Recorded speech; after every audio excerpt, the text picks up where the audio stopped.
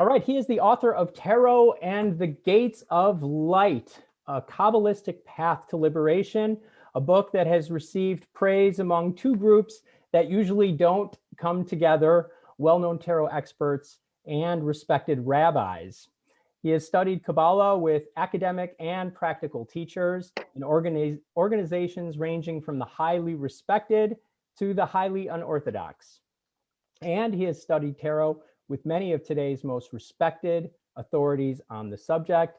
Everyone, please give him a warm Tarot Awakenings welcome. Here he is, Mark Horn, everybody. Mark Horn. Welcome, Mark. He understands the whole Zoom applause, right? It's hold up your hands and wave them in the air, right? Very good. Welcome, Mark. I'm just so pleased to make your acquaintance. Likewise. And I wish I were down in Florida now. Yes, you are in New York City. Is that correct? Indeed, indeed. New York City. How's the, well, it's technically still winter until the 21st of March, I guess. But, how's the early part of the spring coming so far in New York City? Today was 65 degrees. It was one of those rare, lovely days. And so I went out with my dog as much as I could.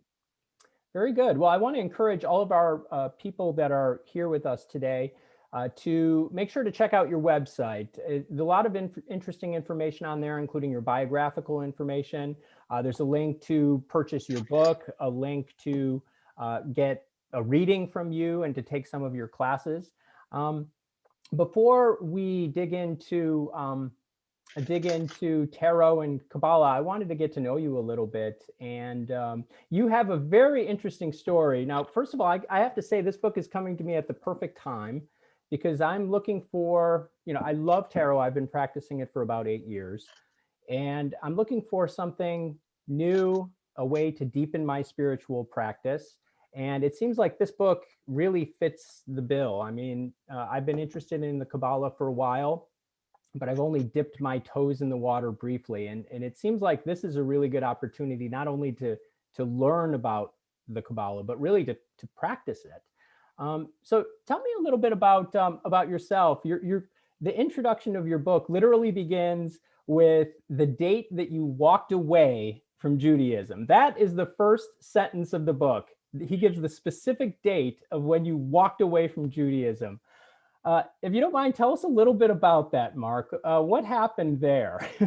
Well, that date was actually my bar mitzvah. I was 13 years old.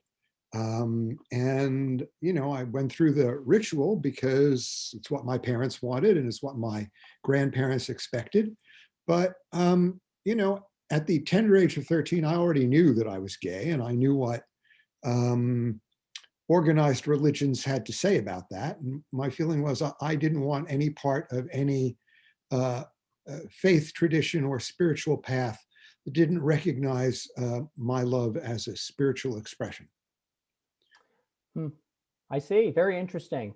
And so you discovered then tarot a little bit after that, maybe a few years, as I recall, a few years later, as you were getting ready to attend Woodstock. I mean, that's the Woodstock Festival of 1969. Is that correct, Mark? Yes. I was 16 years old at that point. And I was a member of an organization called the Society for Creative Anachronism, which in those days used to throw medieval tournaments in complete costume with jousting and all kinds of madness. And one of the co-founders was a science fiction writer named Marion Zimmer Bradley. Some of you may know her for her feminist retelling of the Arthurian legend, The Mists of Avalon. If you haven't read The Mists of Avalon, I highly recommend it. A very pagan feminist retelling of that myth that I really love. And so I went to her house to get a tent, the tent that we used at the tournaments, to go up to Woodstock in, and she gave me a tarot reading before I went up. And when she looked at the cards, she said, these cards suggest that you should really be doing tarot readings. I think you seem to have a connection to the spirit. And I was really fascinated with the images on the cards. So I said, sure. And I went out. She told me which deck to get and which books to get. And I was off to the races. Wow. So you dressed up in the medieval garb, though. You had swords and armor and all that. It probably seems like you could have appeared on your own tarot card. You could have been a character in one of the Rider-Waite-Smith cards, right? Yeah, actually, if you wandered around with a camera during those tournaments, you could have put together a lot of the scenes. Absolutely. Wow. So what was your first deck? Was it Rider-Waite-Smith or was it It something else, is. It Mark? is. It was a Rider-Waite-Smith deck. It was a deck that before U.S. Games had the copyright. There was a company named University Books out of Berkeley, and they put out and actually US Games had just gotten the copyright. And what Marion said was, go get this deck before it gets taken off the market, because I like the colors in this version better than the others that I've seen. So I went out and got that. It's my, I still have it today. When I did a week of study with Rachel Pollack and Mary Greer, Rachel came over when she saw the deck. She said, that was my first deck too. You still have it. Wow. Are the colors much different than what we see on the Rider-Waite-Smith now? Well, I mean, they're all a little different. I mean, there's the radiant white, Rider-Waite deck, which is insane. There's the Pamela Coleman Smith anniversary where the colors are more muted. I don't know how to describe it except to say there's a mellowness to the colors that I really appreciate. Hmm. I believe they're still printing it, the borderless edition right now. Mm. The colors may not be as muted as the deck you're referring to that you got back then, but the colors aren't too bright. And I just really like that they removed the borders. It just brings the images really right out in front to appreciate them that much more. Yes, I think I'm going to need a borderless deck. I just received in the mail a new deck, the Tarot of the Divine Masculine, Hmm. just yesterday. And it's a borderless deck, and it is so stunning Hmm. that I just, I absolutely have to get it up now. It's turned me on to borderless decks. I get it. Very good. Well, this is one of those things that people in the tarot community often, talk about, is this idea of medieval/Renaissance imagery in the deck. And of course, that goes back to when tarot first originated, was from that time period. But a lot of people get the wrong impression that tarot is somehow intrinsically tied to medieval imagery and Renaissance imagery. Obviously you were already participating in almost like a cosplay type of thing, so that did not serve to turn you off from tarot. Did it help attract you to tarot? Well, it definitely did. I had a great love. My original intention when I went to graduate school the first time was to study medieval and Renaissance drama exclusive of Shakespeare. And I have a great love of medieval history, Renaissance history, and the theater arts and the paintings as well, sculpture. It's a wonderful time to study. Fascinating. So how long did it take you to get your second deck then? And do you remember which one it was? Oh, that's a good question. Wow, what was my second deck? Actually, it was another Waite-Smith deck, because I decided that the first deck that I had was not a deck I wanted to use with other people anymore. It was only for me. Mm-hmm. So I got another Rider-Waite-Smith deck just for working with people. Okay. You took the easy way out on the question, though, because Yes, I did. I was curious what the next other than Rider-Waite-Smith Well, I'll deck tell is. you, some decks that I've gotten in recent years that really, got me going. I love the St. Croix deck by Lisa St. Croix. Hmm. It is Waite-Smith inspired, but not slavishly so. There's and as an example that I'll give you, is very beautifully done. The Nine of Swords. As you're probably familiar in the Waite-Smith deck, it shows somebody sitting up in bed, hands over their face, and swords, above, like almost like a ladder, hanging in the air. But in the St. Croix deck, it's also a person in bed, same thing. And there's a window on one side with blinds that are closed and light coming in through the blinds, so that it casts a shadow that looks like swords on the wall Hmm. from between the slats of the blinds.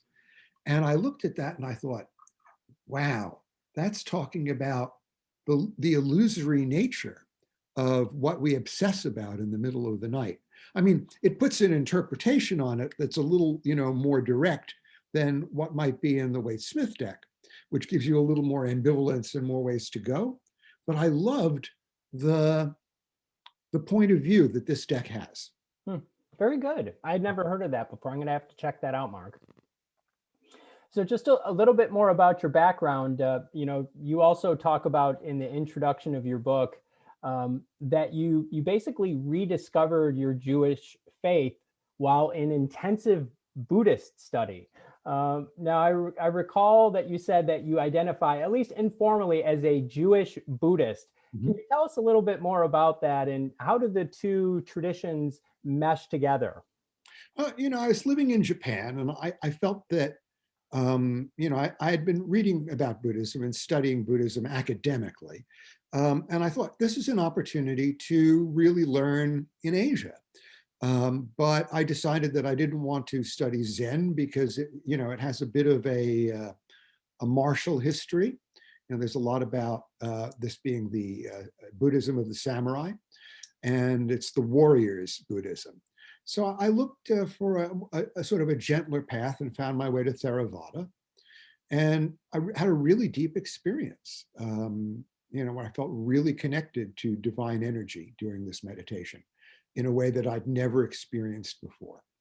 So I went I started going to as many retreats as I could and studying, learning Pali, the ancient language of the Buddha, to have a deeper experience understanding the texts.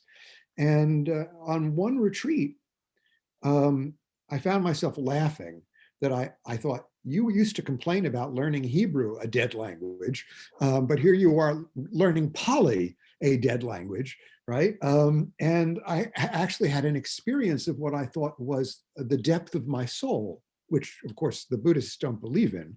They don't believe in a soul, but that's okay. I had an experience deep down that said, there's something about your Jewish life and the fact that you incarnated in a Jewish family that needs exploration. So when I came back to New York, a friend of mine, started talking. I asked her, I said, you went back to Judaism in your 40s. How can, why did you do this? And she took down a prayer book and she just opened it up and she said, read this. And I thought, oh my, these are meditation instructions. But I never met a rabbi who knew this or taught this prayer as a meditation instruction. And she said, I live in North Carolina, and if I can find a rabbi who knows it, you live in New York, you can. So I went off in search of mystical rabbis who studied Kabbalah and were okay with me being queer. And it being the late 1990s by this point, I found those people because Judaism had been through a lot of changes. So that within a very short time, I found myself really back into Judaism at a very deep level. Wow. So you were practicing tarot while going through your Buddhist studies? Always, tarot has been a constant through my life. Hmm. How did you find coming out of the tarot closet? Did you find that to be as challenging as coming out of the gay closet, or harder, easier, or about the same? It depends.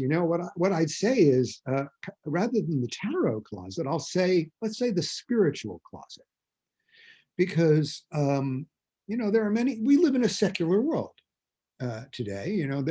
When you talk about spirituality, people either think you're talking about mainstream religion, which for many people feels devoid of spirituality, or a kind of a woo-woo new age spirituality that isn't very grounded for a lot of people. And it was important to me, that when I speak to people about my spiritual path, that they understand that it is one grounded, and it is both. It's grounded in a tradition, but as I say about the Kabbalah and the tree of life, which is a map of reality and a map of how to get to a divine connection, ultimately all maps fall away. and we have to find the way ourselves, but maps are guides, and all traditions provide guidance. You just have to find the one that, provides the guidance for you. It's just that, like, for example, in the gay community, so many people have been wounded by the spirituality that they grew up with that they walk away from it. So, if I, an LGBTQ social situation, there are many people, if I start talking about my spiritual path, particularly if I talk about Judaism, they get, like kind of upset because they feel all of the wounds that they felt from the past. And I understand that. I was wounded myself. And similarly, in the spiritual world, when I talk about the sacredness of sexuality, there are a lot of people for whom that is challenging or threatening. So, it's a knife's edge either way you go. And for me, it is all about learning to hold what for most people seem to be opposites, because in fact, the divine transcends opposites. Beautiful. Well stated. Thank you so much. Would you say that with your tarot training that you would add hermeticist into the mix of Judaism and Buddhism? Have you taken on certain hermetic philosophies as part of this? Well, it's so you say, what would you call a hermetic philosophy? Well, I guess somebody who follows the basic tenets that you might find, say, in the Corpus Hermeticum or the Kybalion. I feel like because of the Golden Dawn, a lot of that has been tied into the Rider-Waite-Smith deck, and it feels almost intrinsic to modern tarot practice. Is a lot of this hermetic philosophy. I mean, that is the thing, and we'll go through this as I'm going to actually go through the history, which will include some of this. Yeah. I have mixed feelings about the hermetic use of Kabbalah. It's been going on now for 600 years. So, and there are reasons, that the medieval and Renaissance church actually investigated and started studying Kabbalah. And there are reasons that hermeticists and occultists of the Renaissance started studying it. Except, they had their own prejudices, and they also didn't know the Kabbalah from the inside of Judaism.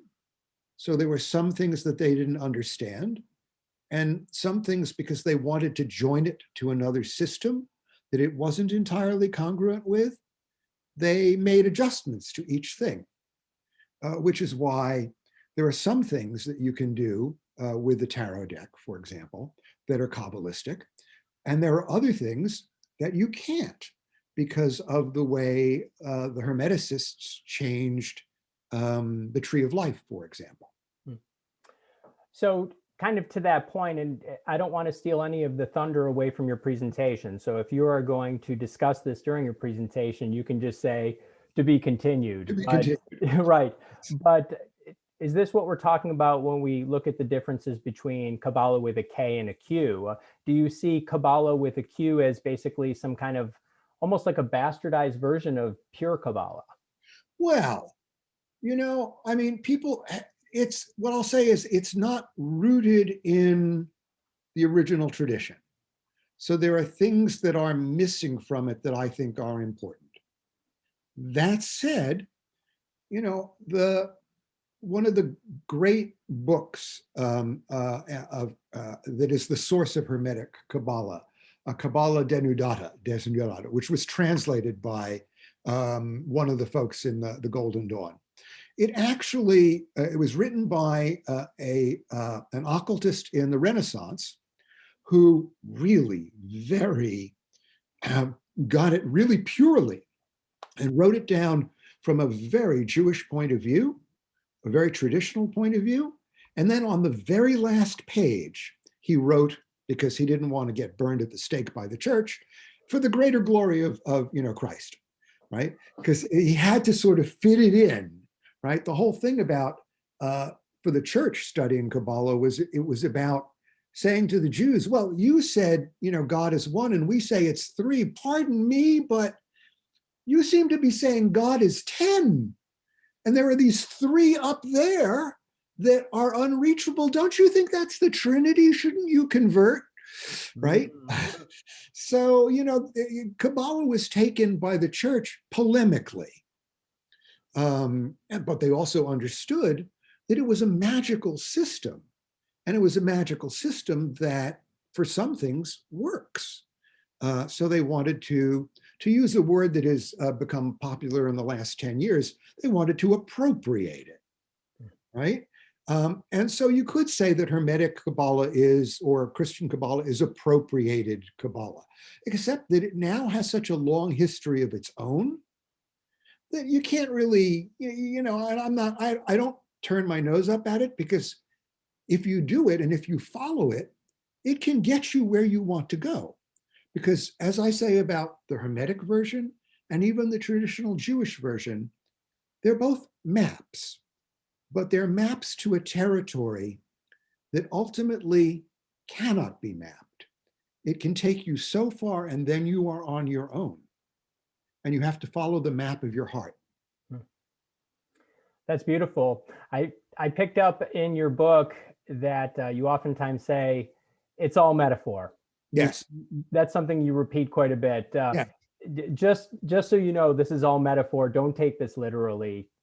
Don't picture the Sephiroth and all this as literal channels of spiritual light or spiritual energy. These are all metaphorical principles. Yes. Yeah. Yes. Well, I have just a couple of other questions because I want to clear the space for you to do your thing. This is a very different tarot book that you've written. Are there any books tarot related that are anything like this? My guess is no. Now I know that Robert Wang wrote a book about the Kabbalah and tarot at some point, but yours is very much different because yours is more of a spiritual practice related to the counting of the Omer. What gave you this idea to write this book, Mark? As I say, I came back to Judaism in my 40s. It was the 1990s, and it was the mid 90s when I first even learned about this practice of counting the Omer. I'd never learned about it as a child, and I learned it as a Kabbalistic practice. So I started doing it with the synagogue that I was a member of, which had a lot of Kabbalistic folks in it, and we would do all of the rituals.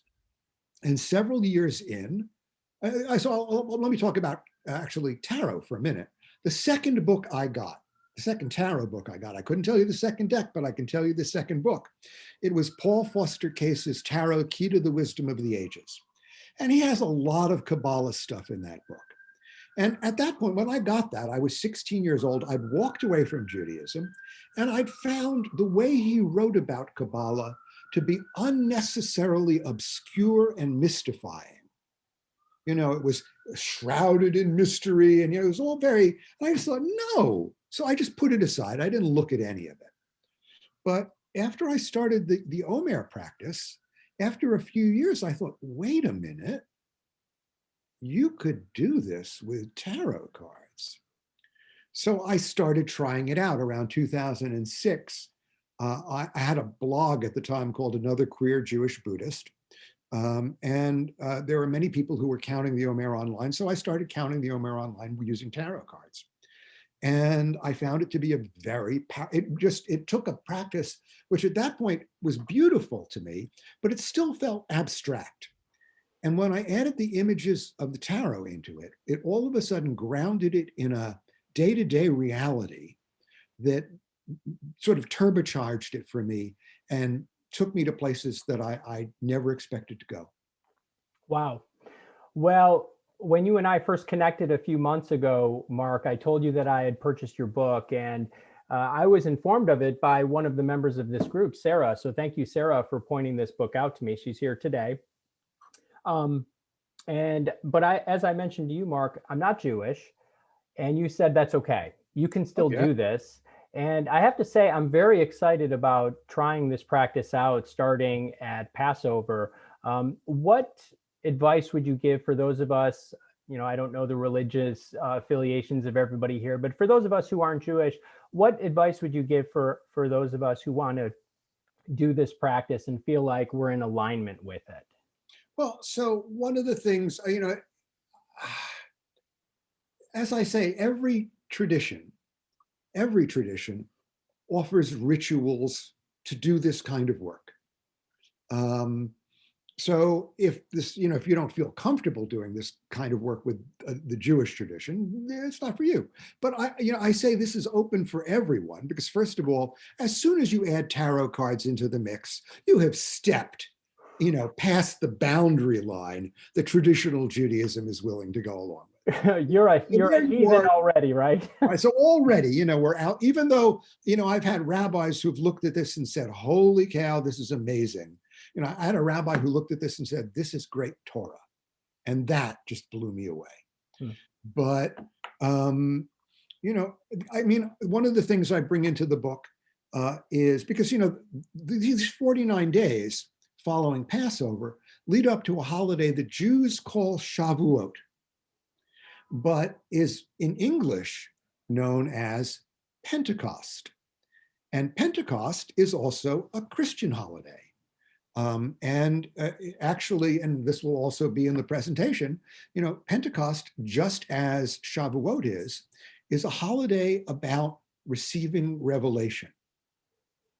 And in the Renaissance, there was actually the practice between Easter and Pentecost called Eastertide, which actually kind of followed the Omer practice, just did it a little differently. So if you really want to explore the way the Renaissance Christians did this, it's there if you want to go through old church documents. Hmm.